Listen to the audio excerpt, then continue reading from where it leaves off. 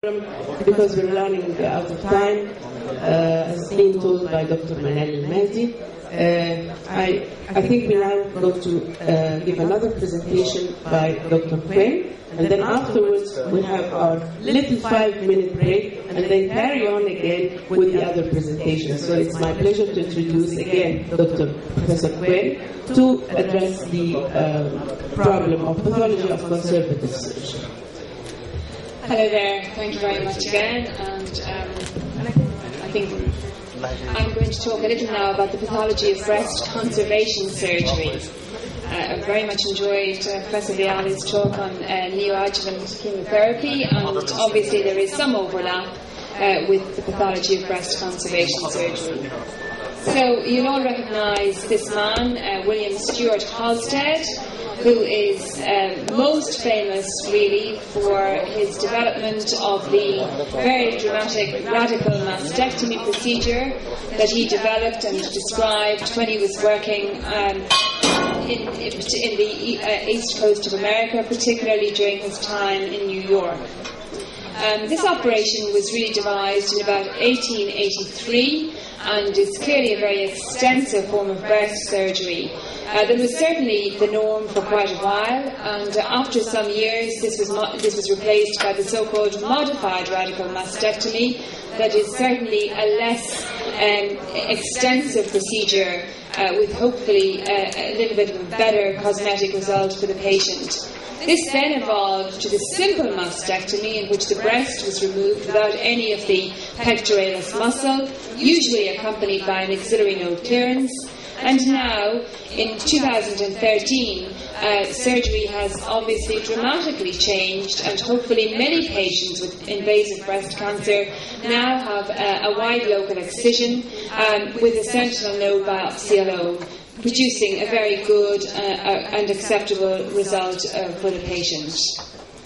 So really, before we embark upon conservation surgery, careful non-operative workup and diagnosis is absolutely essential. So I'm just going to spend a few minutes talking about non-operative diagnosis and how it determines really the surgical option for the patient. So as you know, of course, breast cancer presents either symptomatically with a wide range of possible symptoms, including lumps, skin changes, nipple discharge, perhaps a rash, or increasingly now breast cancer in many parts of the world is being detected through mammographic screening. Screening has been operational in the United States on not so much on an organised basis, but on an individual patient basis for many years.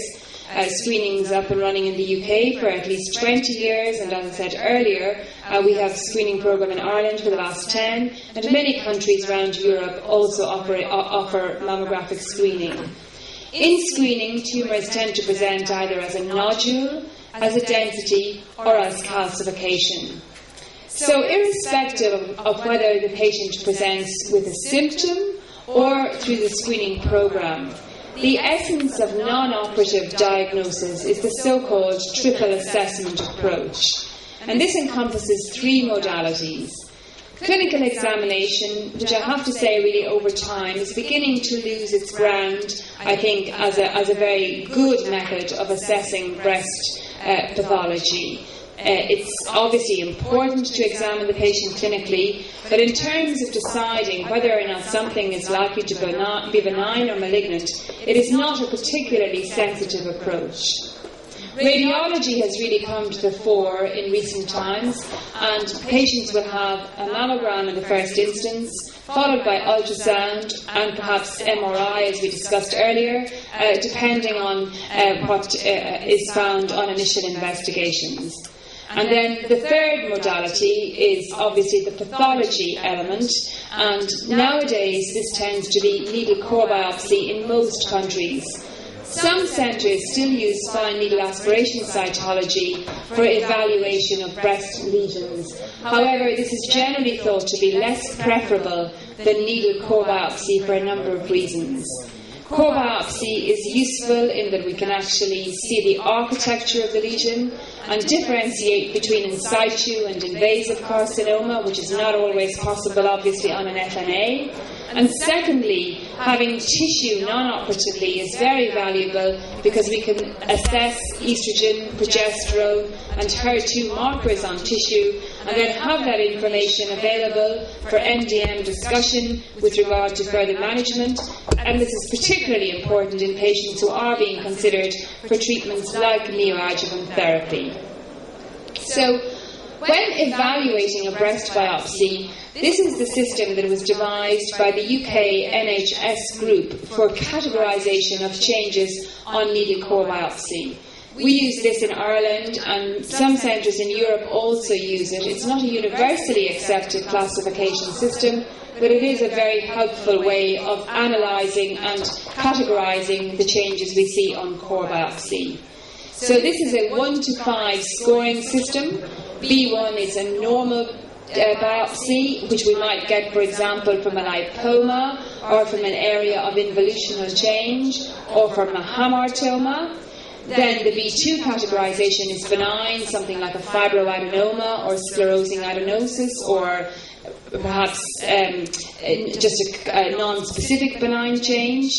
Then the B3 group is a highly heterogeneous group of lesions encompassing things like radial scar and papilloma, which may be associated with an increased incidence of malignancy when we examine the specimen in its entirety. We may just have a benign lesion on core, but have a more extensive lesion when we examine the full specimen. Other B3 lesions are things like columnar cell lesion and atypical ductal hyperplasia that may represent the tip of the iceberg. So again, those patients will require open biopsy for full evaluation of the abnormal area. A B4 lesion is one that is suspicious but not definite for diagnosis.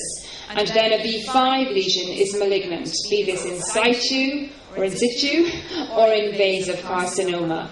I always tell our residents to be very careful before they make a B5 diagnosis, because that then gives the surgeon really a license to do whatever surgical procedure he deems necessary. And it's very easy to remove the breast, not very easy to restore it if one overdiagnoses. So before making a diagnosis of malignancy and a B5 category on core biopsy, we need to be completely sure that the changes are malignant. We also nowadays do a lot of non-operative workup of auxiliary lymph nodes, usually in the form of fine needle aspiration cytology. And this is very helpful because paradoxically, in the move to non-operative diagnosis and conservation surgery and sentinel, the big advantage of that was that patients were going from a 2-stage procedure to a 1-stage procedure. So they were, instead of having a lump removed and then having definitive therapeutic surgery, we're now able to have a core biopsy with a 1-stage procedure. However, with the advent of sentinel lymph node biopsy, some patients are then, of course, going to have a positive sentinel node at surgery and then have to, perhaps, depending on the findings, have a second surgical procedure in the form of axillary lymph node clearance. So, ultrasound examination of the axillary lymph nodes and fine needle aspiration cytology has helped us to identify patients who have a positive sentinel node or a positive node prior to surgery, and those patients, if deemed appropriate, can then go on to have one definitive therapeutic procedure in the form of conservation surgery of the breast and axillary node clearance. Clearly, the story on axillary surgery is evolving as we speak, and I know we're going to be hearing more from Professor Viali in a few minutes about that. So, once we've done our non-operative diagnosis then, our core biopsy, our FNA of axillary node if appropriate, we then go to the multidisciplinary team meeting, which is the other big buzzword really in breast cancer management, the big term. So at the MDM we need to ask ourselves one big question first of all: do the pathology findings account for the radiological or clinical lesion? So somebody may have a very worrying radiological lesion and have a benign breast biopsy, which may result from inappropriate or suboptimal targeting of the lesion. So if we don't have a tally on the findings, if we're having a very suspicious radiology lesion or a very suspicious clinical lesion and a negative biopsy, we need to go back and reevaluate evaluate the patient. So we must have concordance of findings. Then, as part of our MDM workup, we review the pathology, the radiology and the clinical findings before planning the surgical treatment.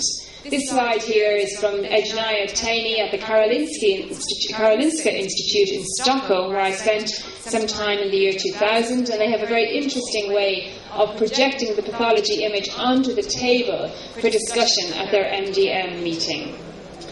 So, following the non-operative breast diagnosis then, this is our guide to surgery. So a decision is made then, is the patient going to have a wide local excision or mastectomy? And this is going to depend on the size of the tumour and the extent of disease. And the second question then, is the patient going to have a sentinel node biopsy or an axillary node clearance? Clearly, still today, patients with invasive breast carcinoma who are thought to be node negative prior to surgery will have a sentinel node biopsy. And also, in many centres, patients with high-grade DCIS will also have a sentinel node biopsy, because we know that a certain percentage of high-grade DCIS lesions will be upgraded to invasive following surgery and full pathological evaluation. And clearly, we will then require to know their nodal status. So high-grade DCIS is still considered by many operators to be an indicator for sentinel node biopsy. So again then, following the non-operative diagnosis, patients who have a known positive node may have an axillary node clearance. This has also raised new questions now with the results of the Z11 trial and the new thinking on axillary node, as some people would argue that a positive node identified non-operatively leading to an axillary clearance may still be the only positive node, and perhaps if we didn't know the patient was node positive, we might have just gone for sentinel node, and then if the patient had a small deposit, they might not proceed to axillary clearance. So that's an area of controversy and one that is not clearly resolved at this point in time. So non-operative diagnosis is also very important as a guide to non-surgical treatment. Clearly, the estimation of extent of disease and the evaluation of the biomarker profile is important in selecting patients for neoadjuvant chemotherapy and for the various clinical trials that go with that. Also, some patients may be considered purely for hormone monotherapy, in particular very elderly patients who may have comorbidities and may be deemed unfit for surgery. So again, in this context, it's very useful to have tissue so that we can assess the hormone receptor and HER2 profile and embark upon a clear strategy of management for patients who might not be having surgery either in the first instance, as in the neoadjuvant setting, or not at all, as in the hormone monotherapy situation. So, back then to the examination of the breast conserving specimens. So, over the period of 140, 130 years, from Halsted's time to today, the patient has gone from having a very extensive surgical procedure with all its attendant cosmetic implications to this situation on the right-hand side, where many patients actually look as if they haven't had surgery at all. And interestingly, I'm sure you'll appreciate that in parallel with that, the pathology report has gone from this nice short report, infiltrating carcinoma of the breast with 5 lymph nodes containing tumour, to 2 pages of considerable detail that the pathologist has to provide and needs to provide for the surgeon, radiation oncologist and medical oncologist. So over time, a number of minimum data sets have been developed, and I'm going to speak a little about 2 things, just ductal carcinoma in situ and invasive carcinoma. So the key information that we require to report in ductal carcinoma in situ are the grade of DCIS, the extent of the process, whether or not we have accompanying invasion or microinvasion, and the status of the margins. In invasive carcinoma, we have a similar minimum data set, and Professor Viali has outlined these also in his talk: tumour type, grade, size, lymphovascular invasion, margin status, lymph node status, and biomarker profile. So, I apologise to any of the surgeons in the audience, but we like to think that our surgeons really just facilitate the transfer of the patient's specimen from the radiologist to the pathologist, and we joke with them at our MDM, but they don't quite agree with us, obviously. So when we receive a breast specimen in the laboratory, it's obviously very important to carefully check the request form. This goes, I guess, without saying, but it's something that sometimes doesn't happen and clearly leads to difficulty in that situation. Breast conservation specimens often come as a number of specimens. We may have one specimen containing the wide local excision, we may have two separate sentinel lymph nodes, and the surgeon may have decided intraoperatively, based on a specimen X-ray, to re-excise a particular margin. So it's not uncommon to get 4 or more specimens. So clearly it's imperative that we check the patient ID, and that we also check the pathology ID and make sure that all the specimens belonging to each patient are together. In our laboratory, we use a colour coding system, and every specimen from a patient gets a particular sticker just to ensure that nothing gets mixed up with anybody else's. Now, you've heard the Italian perspective on clinical information. I'm sorry to say that the Irish perspective is very similar, and our surgeons do forget to tell us any details, and we do rely on our radiology colleagues, and we rely on looking at the date of the biopsy, etc. Ideally, it would be nice if we were provided with information on the surgical procedure, the precise specimen details, the type and the number of lesions, and the details on neoadjuvant therapy. And we sometimes go along to the MDM and find that perhaps we haven't found everything in the specimen that was found to be present radiologically. And we do say to our surgeons, well, it would be very nice if you told us what exactly we're looking for. That would be very helpful, but it doesn't always happen, unfortunately. But there is always the telephone. Similarly, we should check the specimen containers for exactly the same information and cross-check the information with the request form. Again, this is very basic, but if something does go wrong, the consequences are catastrophic. So, a wide local excision specimen may come really in one of two forms. It may represent a cylinder going from the skin right down to the deep fascia, in which the anterior margin of the specimen is skin and doesn't really count as a margin as such, and the posterior would be the deep fascia. The other form of specimen is when the wide local excision is from within the breast. Again, we would expect the posterior margin to be fascia, but in this situation, the anterior margin may be breast tissue. So this does count as a free margin and may be amenable to further surgery if that margin is found to be compromised. Again, specimen orientation, this is done according to local protocol, and we have a system in our unit whereby we orientate our specimens with sutures and clips. We do long lateral, short superior and double deep sutures, and then the clips are 1 for medial, 2 for anterior and 3 for superior. This is obviously very useful in identifying the specific margins.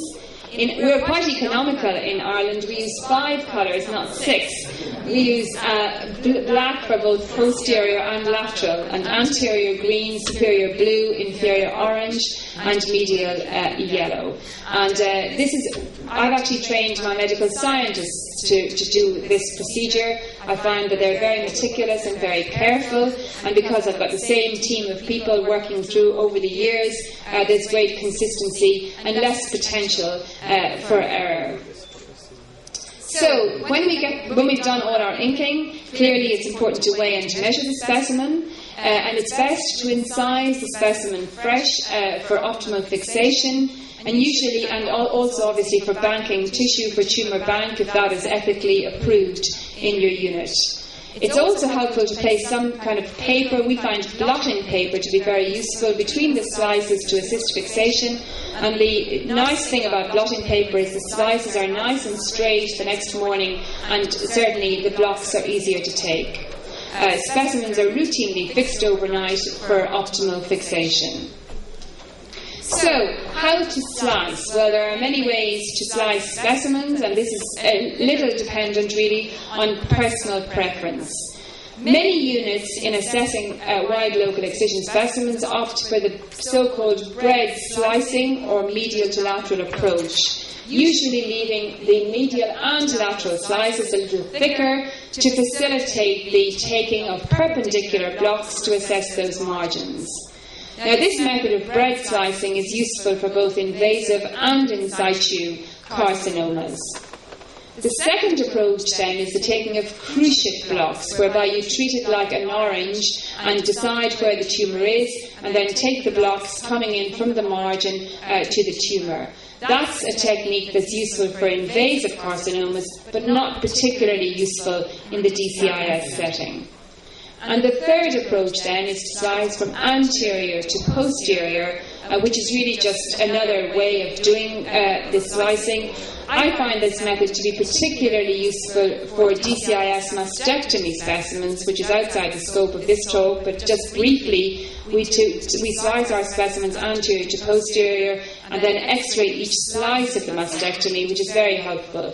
But for conservation surgery for DCIS, I think personally I prefer the medial to lateral approach, but this is clearly also quite a useful way to go. So, on the DCIS subject then, our approach is to slice from medial to lateral and to lay the slices out nicely, and you can see the colours there of the individual margins. We then x-ray the slices, because frequently in DCIS there's very little to see macroscopically. You may see a little bit of firmness or a little bit of a gritty, there may be a bit of a gritty texture, but there is not usually a mass lesion. So the key really to the block taking in this situation is the specimen slice x-ray. So we use a pro forma, and I find this very useful because then things don't get left out of the report. And with the macro specimen for DCIS, we would give the weight and dimensions, the orientation details, any growth changes, but obviously these may be minimal in the DCIS setting.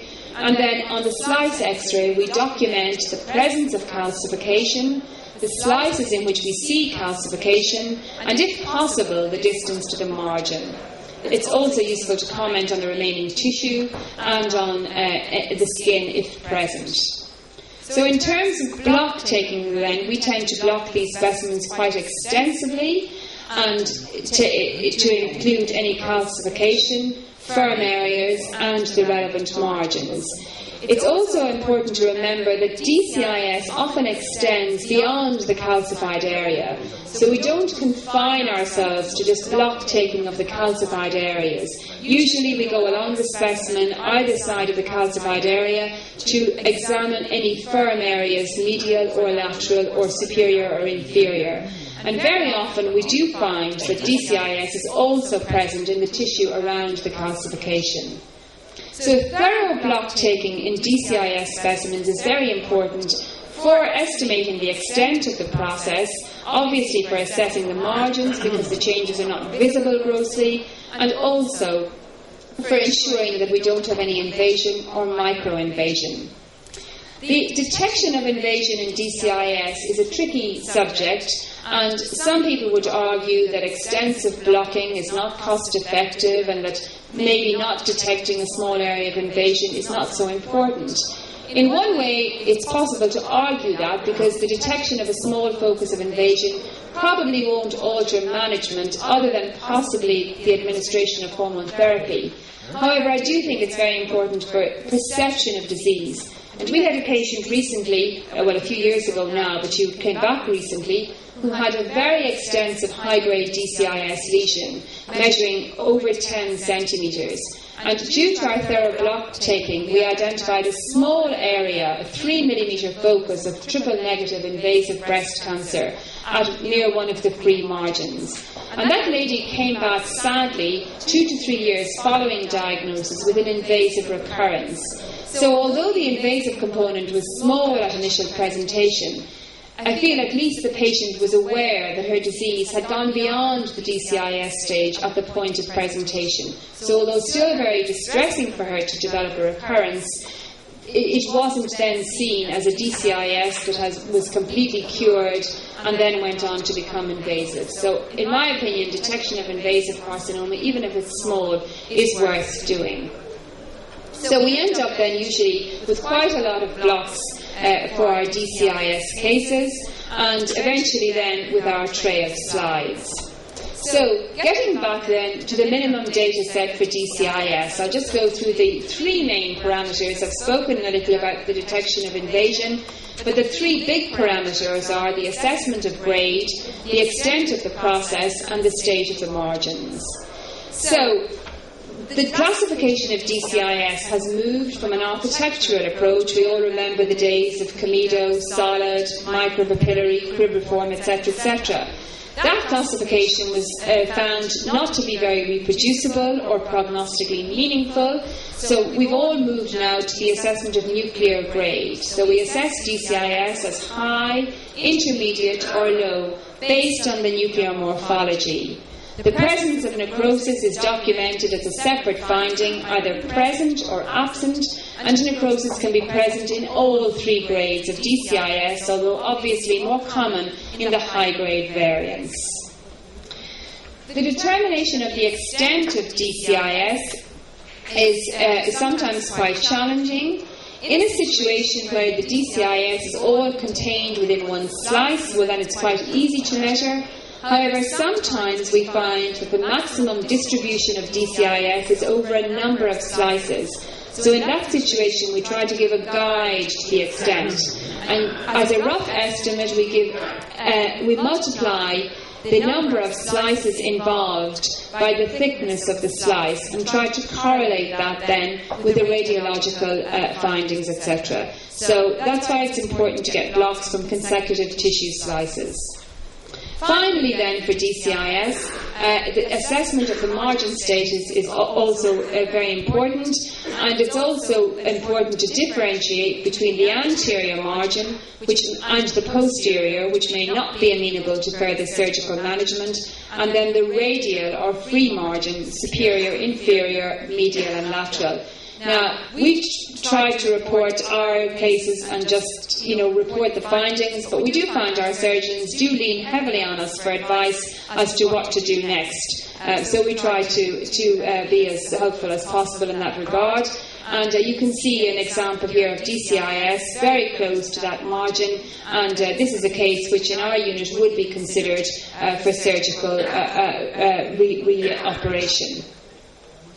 So some of you may use the Van Nuys index. This is an index that was developed by Mel Silverstein and his colleagues in California, and it's a method of trying to bring together the information that we get from assessing our DCIS cases. Again, we assess nuclear grade and assign a score of 1 to 3. Margin status, again, 1 to 3 based on the distance of DCIS from the margin. Less than 1 millimetre gets 3 points, between 1 and 10 gets 2 points, and a clear margin of greater than 10 in this definition gets 1 point. And lesion size similarly is assessed as between 0 and 15 millimetre, 1 and 15, 15 to 40, and greater than 40.